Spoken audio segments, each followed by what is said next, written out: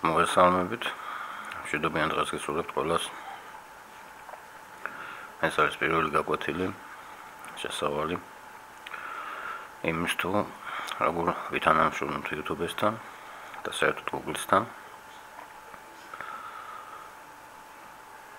რომ იყოს საინტერესო თან გავუმუშავოთ თანხა.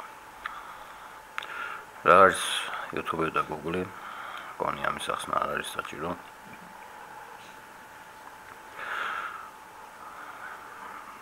YouTube-ის არხის გახსნა შეუძლია ყველა მსურველს. რა თქმა უნდა აქვს ასაკობრივი შეზღუდვა. შემდეგ ვიდეოებში გასწავლეთ თუ როგორ დავაგესწრებით.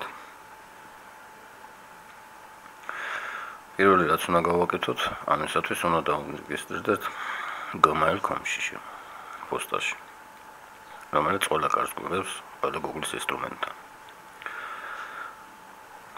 როგორც ხედავთ, ეს არის ჩემი სატესტო არხი, ესეთი ორიგინალური სახელი დავარქვი. 4 დღეა რაც გავუში მონეტიზაციაზე, მონეტიზაცია ქვია რეკლამებით. თანხის გამომუშავება, საერთოდ YouTube გაჩვენებს ამ მონაცემებს 2 დღით გვიან, ასე იგი პირველ 2 დღეში 77 ცენტი გამომუშავე, რომელიც არ არის ახალი არხისთვის ცუდი, მით უმეტეს რომ არაფერი ისეთი განსხვავებული ამ არხზე არ დამიტია, პატარა როლიკები დავამონტაჟე ფილმებიდან, როგორც ხედავთ ეს $3 დოლარის ნიშანი ნიშნავს, რომ ჩემი ვიდეოები არის მონეტიზაციაზე გაშვებული. პირველი რაც უნდა გითხრათ, დავიმახსოვროთ, ამთხოვთ, Google-ს აქვს ძალიან კაცრი კანონები და ამ კანონების დარღვევა მიგვიყოს სულ შედეგამდე, დამიჯერეთ ჩემ თავზე გამოცდილი, როიტყვიან 1000-ში ერთხელ ხდება, რომ ჩემი აკაუნტი აღვადგინე. მე უყურებდი რუსულ გაკვეთილებს, იქიდან ვსწავლობდი. იქ ძალიან ბევრი ცნო ინფორმაციაა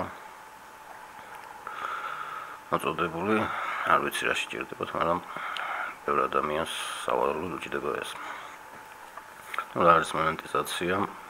აგერ ყველა შეგვიძლიათ ვიდეო, სადაც არ არის ესეთი მარჯვენა მხარეს რეკლამა, არ არის ესეთი რეკლამა ვიდეოში.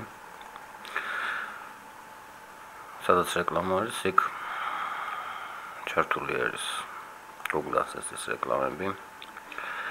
თორნაცი გაჩვენებთ ამ ახალ საიტზე. ეს არის რეკლამების AdSense-ი ყოველ 15 წუთში ერთხელ ახლდება. გაჩვენებს ერთი კლიკის ფას, ეს დამოკიდებული არის ამ მაჩვენებელზე. ამას აღიხსნით შემდეგ რა არის. რა თქმა უნდა, რაც უფრო იწევს ეს მაჩვენებელი, ეს ფასიც მატულობს. შემდეგ ვიდეოში აღიხსნით როგორ დავრეგისტრირდეთ YouTube-ზე, სწორედ ჩავთოთ მონეტიზაცია. თუ არა სწორედ გავაკეთებთ რეგისტრაციას, მონეტიზაცია არ ჩაგვერთვება. და კიდევ გახსოვდეთ თუთ, ვინც აპირებთ ამ საქმით დაკავებას, დაიმახსოვროთ პირველი წესი, არ დავარღვიოთ Google-ის მიერ შემოთავაზებული წესები, ვინც რუსული იცის.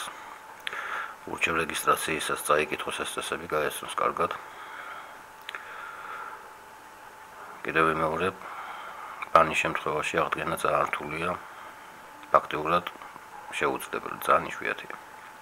დიდი მადლობა, კარგად გრძელდებოდეთ მომავალ შეხვედრამდე.